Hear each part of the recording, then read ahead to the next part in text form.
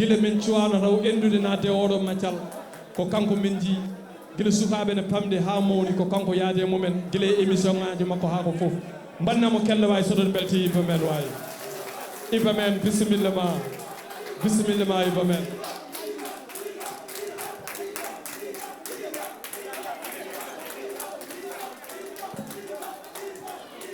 Yeah. Merci beaucoup. Bosiki ko adi fof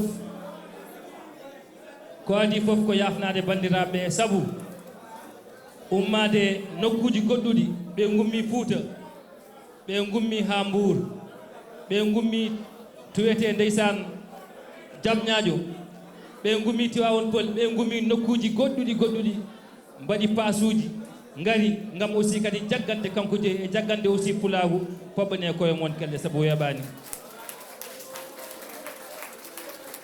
so tawi en mbaɗi ko wayni wona sababu ne men mais aussi kadi ko sababu ndi ɗemgal ngal pulagu mais aussi kadi sababu aussi les jeunes artistes ɓe ganduɗa ndeysan nene e game he enen dilla hen enen jiiɗi rap mais aussi kadi dañani visibilité walla aussi kadi jagganaka enen en ngala doole mais aussi kadi eko mbawɗen ko mbiɗen enen mbaɗa kanko jeeyi ngam aussi kadi jaggande ɓeɗo artiste ɓe sabu aussi eɓe jari ɗum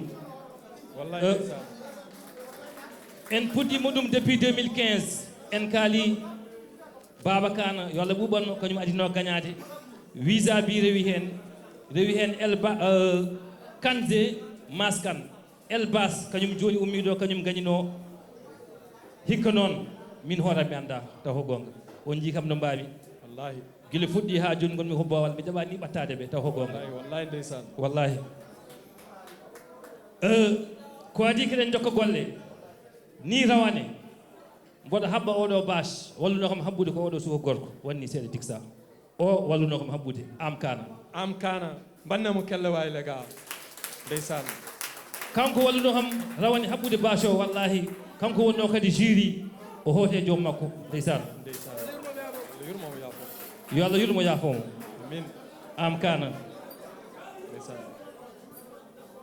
mais ko wona ɗum ko aussi mi salmini tous les artistes wonnoɓe participé kanko je ɓe gonno ko capanɗe joyo hen saaha ɓe gummo Fouta ngara juude ɓe gummo Madina Gounass ngara juude saabu eɓe jiiɗi koɓe mbaɗata ko mais noon wiya ko compétition wonno ko 50 ustima woni 27 wonti 17 hande ko goto gañoto premier deuxiéme et troisiéme en ganda ma en gandu joni mi yetti aussi staff kanko jeeyi junior ala probléme mi yetti staff kanko jeeyi kamɓe kala mulimi juuma debbo heen e gorko junior bara ɓen ɗo Mangane Yero Pullo Digsa mon DJ mon aimé frère mais aussi Yaya Diop en calmini aussi kadi hande ko wayno les sisters elles sont là Alicia Soumaré Jabel Dem Hawoli mais aussi Coumba Sow junior Mangane mi yejjiti heɓde mo dandi mi yejjiti hewɓe les Diarasta mais kamɓe kala sabu bandiraɓe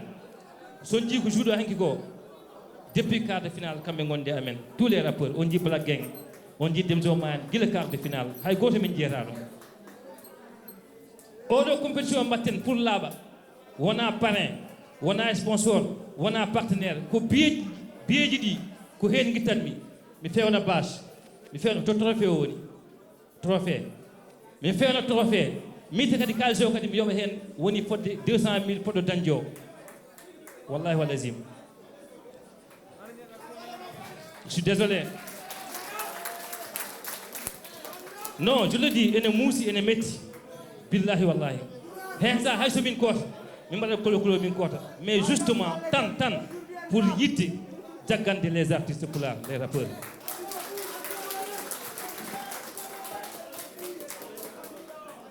yes sir joni o junior boppa haqqi ko adi keɗen kala hol gañiɗo temps o gasi eɗen gonte koɗo ni wiye Thomas Sankara poɓɓanemo kalle Thomas Sankara s'il est là bismillah mon Thomas Sankara Mr Ville Thomas s'il est là bisimilla ma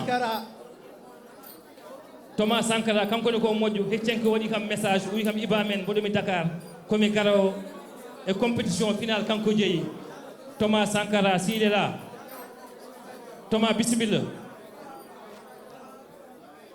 Yes, Thomas Sankara, bismillah. Et on dit Bamoun Rap. Bamoun Rap, il est là aussi. Bamoun Rap. Will. Wakoda. Will. Bismillah mon. Bismillah mon. Will. Wakoda. Jaajëf. Will Koda, soyez sérieux les gars. Bamoun Rap. Bismillah. Thomas Sankara, bismillah ma. Thomas Sankara. Faut venir avec quel sodol bella. Faut venir avec quel sodol bella. Thomas Sankara. Bamoun Rap, Will Wakoda. Ebeni. Iba. Quel monde minna sodol bella. Mr. Iba. Merci, yeah. Totten Thomas Kongol. Après, c'est un Totten Bamoun Rap de Congo Didi. Yeah, for real. Ndo ko weltar no fewi. Parce que wono ndo webani. Wallahi. Ko hajuma ngo pa hamuma. Ngara tawtirda événement ji bandani wona hunde goto be. Junior. Naam. Allah ne sedi mi andal ni do woni Dakar. Heccen ko wadi ham message wi Iba ko mi garawo programme final kanko je o moni Thomas bismillah ma. Te aussi biwo mi sa tombo bien anko tagi.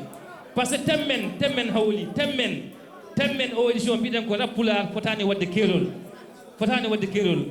Enen jidi mu jidi baba Sénégal Mauritanie Mali Afrique ndenden wona neddo goto tawi ko gonga pobbe kelle mi nana sodon bela. Thomas bismillah ma. Assalamu alaikum bandiraɓe on calminama no Iba wini maayo wona keerol kala e men ɓamɗo ko en fof ɓamti ko jagguɗon hen juuɗe ko ene wela min minen kala yiɗɓe Iba yiɗɓe ko yayre on min payen ko pittali amen so tawi onon belti onon fof mboɗo yiɗi juuɗe mon jarama yo rappular yaaru yeeso omona jaggi hen guilo hanki taw hande arani fidde ko jaggi hono tiiɗi jagganen mo juuɗe vraiment mi weltanima mon onon fof on jarama so tawi kadi wonko pergira hen oɗon ñaaga yakkuye jarama. Merci beaucoup Thomas Sankara. Message. Thomas hande holko mbita aux jeunes on ɓooyi hen wonto ndewɗon on tampi hen hol message hol conseil que tu lances envers les jeunes artistes. min mbiyami rek ko yimɓe yo ɓeydo jaggude ɗum saabu so tawi aɗa woni e hunde ñande fof ari e yimɓe tan firti kene feewi yimɓe nana gari ene jaggi hen donc yo ɓeydo ne yaara yeeso yo ɓeydo ne yaara yeeso ko hunde wonde weltare.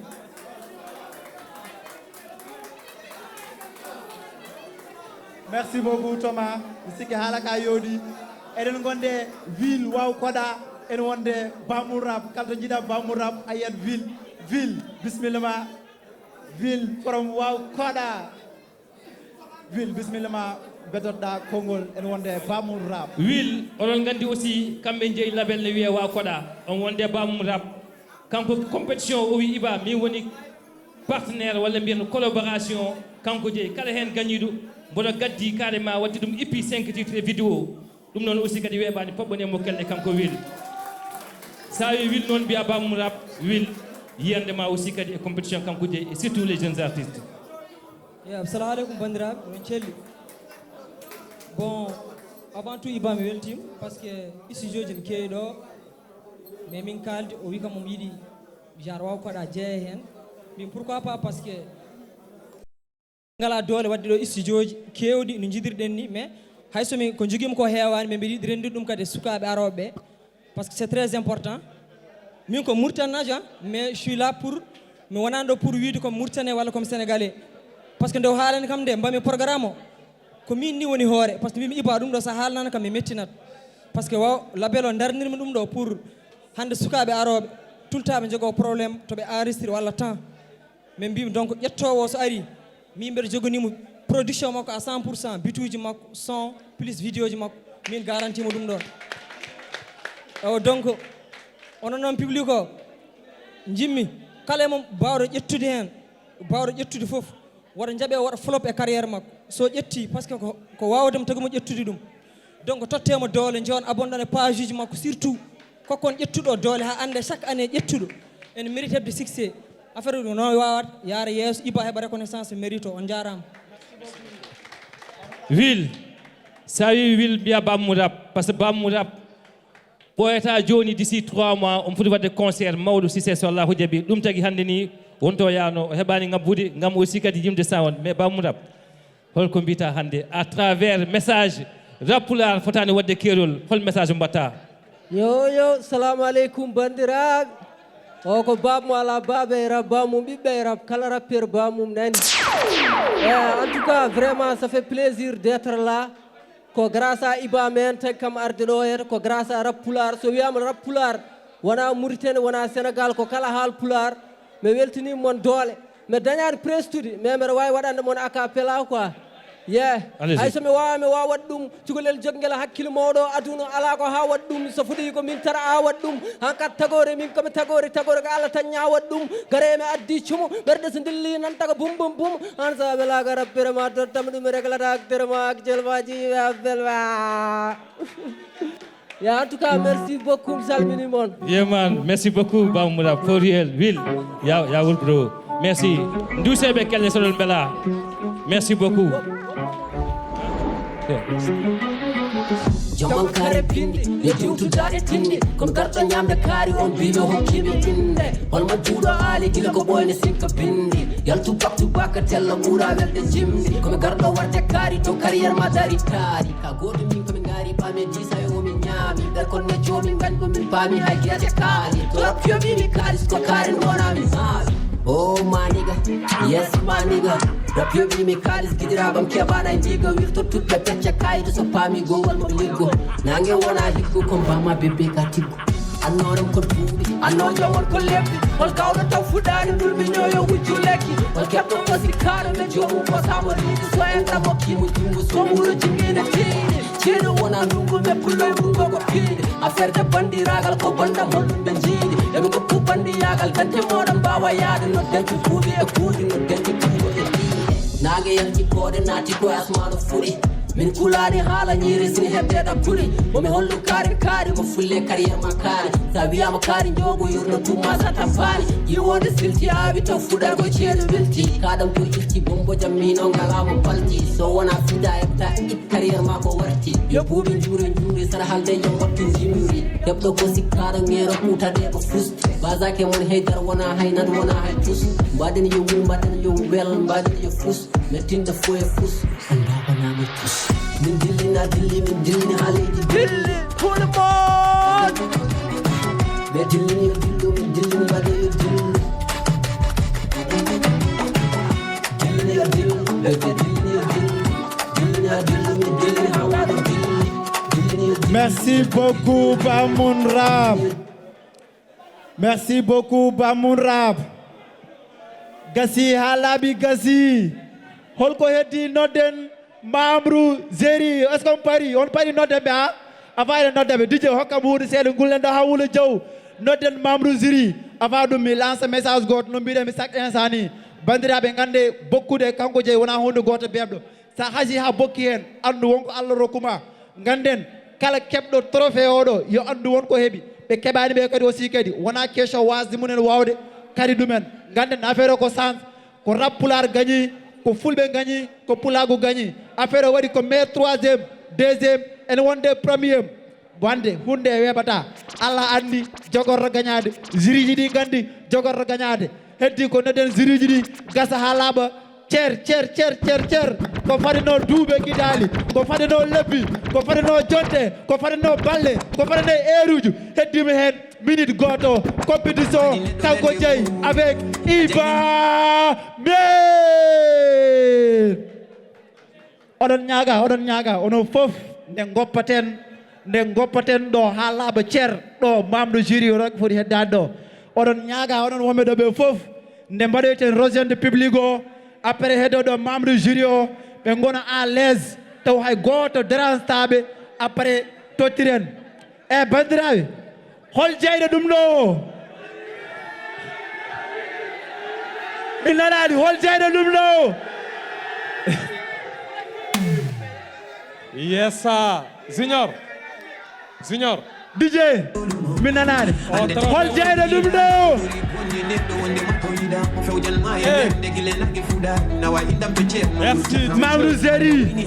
Mamrou Zeri son pari bismillah mon Mamrou Zeri wera monde résultat ji ɗi joni jalta merci beaucoup Merci DJ. Merci beaucoup à staff. Merci beaucoup à public.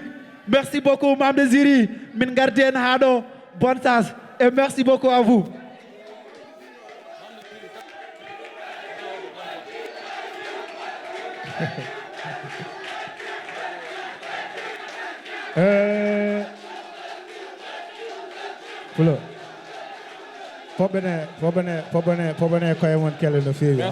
Merci beaucoup.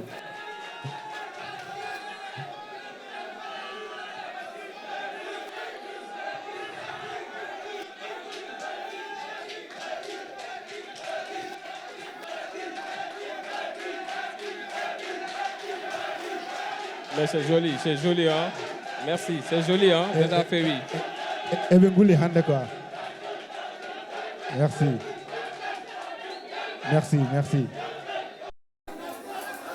On jarama de feewi. Merci beaucoup. Mais hade men totirde résultat ji hein, s'il vous plaît, certes. Hade men totirde résultat ji hein. En barat féliciter Iba Men et membre staff du Makodi Fof comme Fof be dari men fait maximum de bruit aussi pour Iba Men s'il vous plaît. Donc Iba Men quelle première, deuxième, troisième, quatrième, cinquième édition, c'est pas du tout facile. À la partenaire, à la sponsor, à la Hegote Baludom, te afoydu, ça mérite du respect. Donc Iba Men maximum de respect à toi. Omin bima ya jokku golle aussi. Affaire di ko non tan.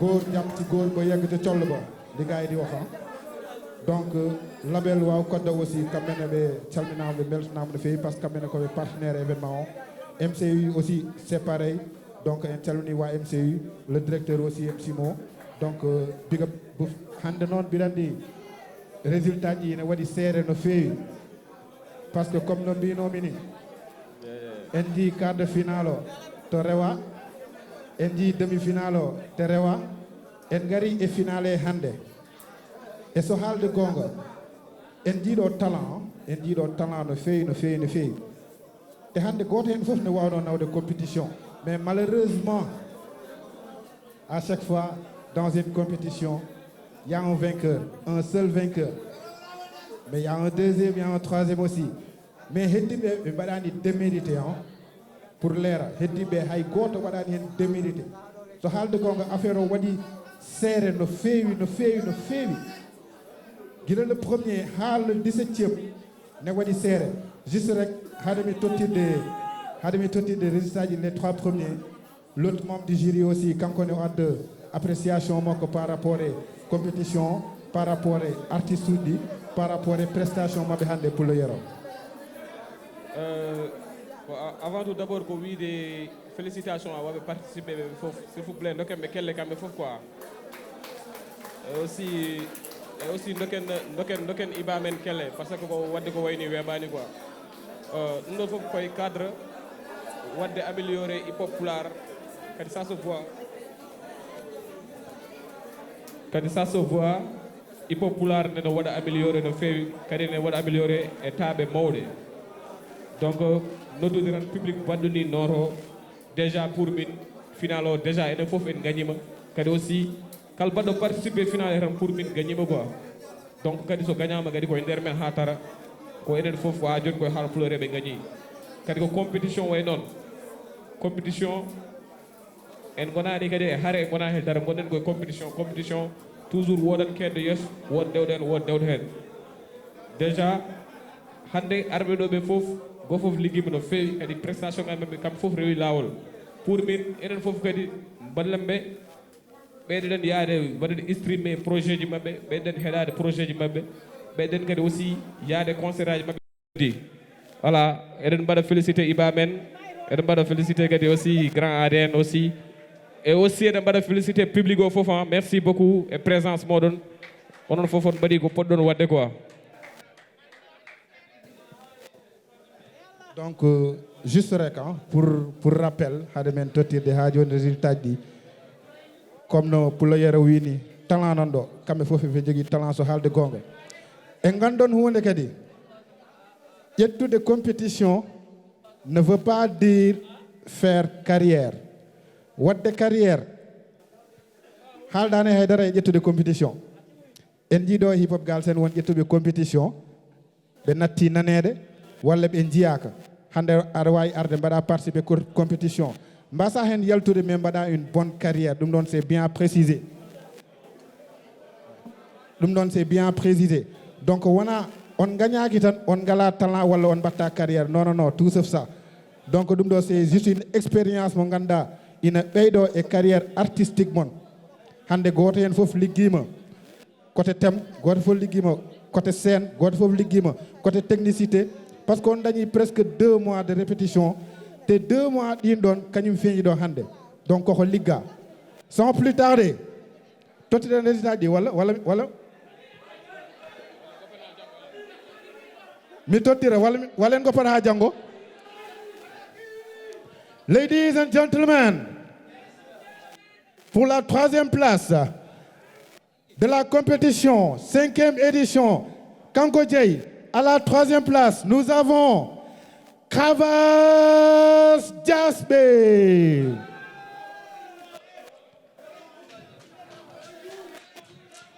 No waɗi seere noon no affaire aji ne mbaɗi seere mbare sees tan affaire aji ne mbaɗi seere mbare seese tan. À la 2e place eɗen jogui toon Darab Gonga, 2e place.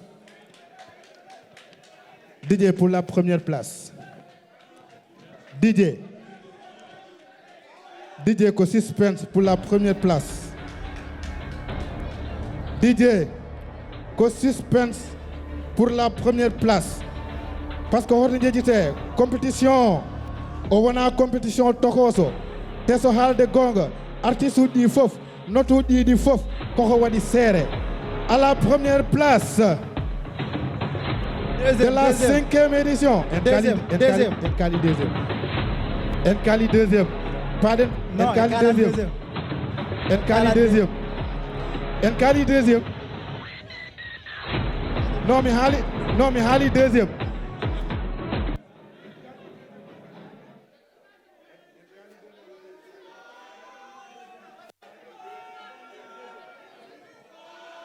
Deuxième. Yes.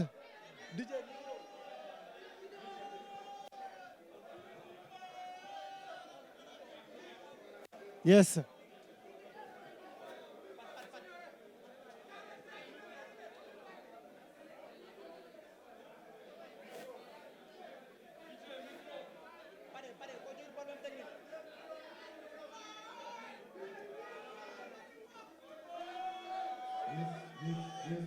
Deuxième place min nanani deuxième min nanani wadde min nanani deuxième ouais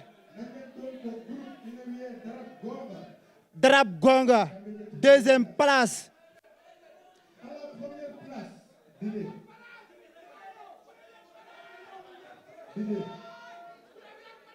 À la 1re place Kanko gagné finale compétition. Yeah. Kanko Dieye. Yeah. La 5e édition. Organisée par Ibamen. Caabi Leñol. Ah. Delbe. Nous avons comme vainqueur. Kalla.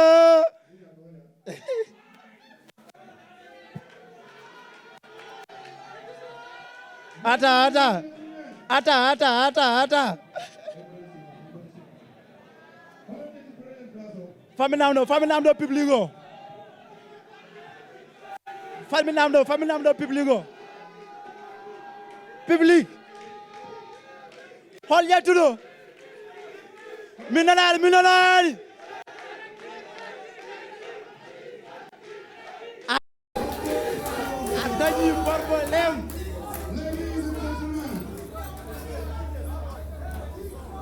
Le vainqueur de la compétition Kanko Dieye 5e édition, l'artiste est PPRD,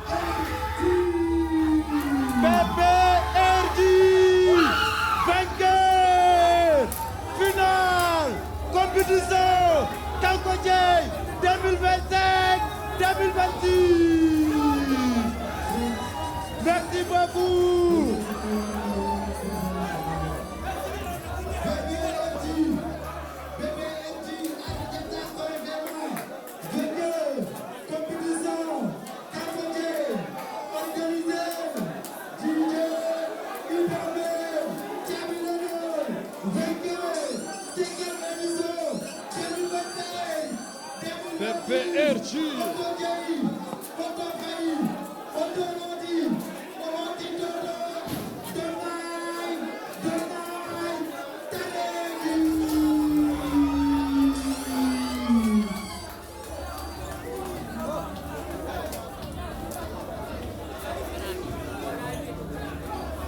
technicien jamono son suñu son bi ngir yàlla rek ñoo la ñaan son bi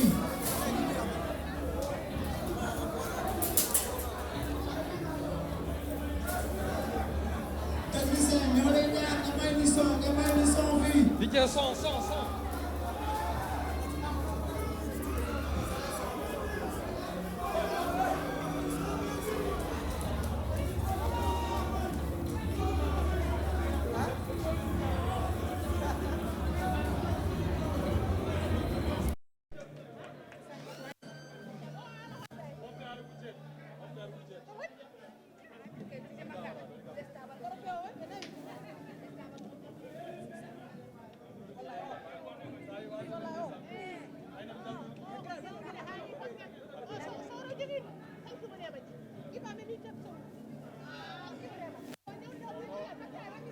Yes, sir.